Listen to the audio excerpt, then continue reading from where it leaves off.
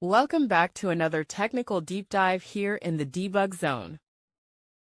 Today we're tackling a big question and breaking it down with insights from other users. Hopefully this clears up some misconceptions and helps you get the answer you need. So buckle up, stay a little curious, and let's jump right in.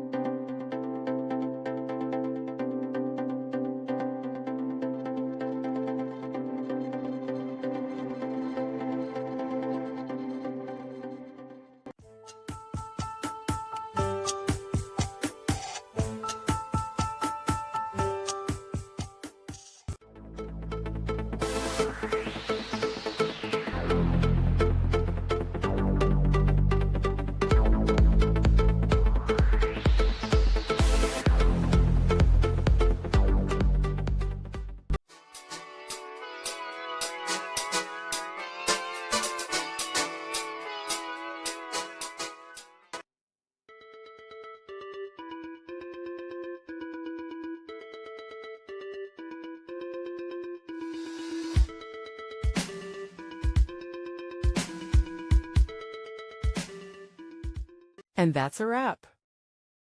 I hope you found the answer you were looking for. If you did, take a second to hit that subscribe button. It really helps out.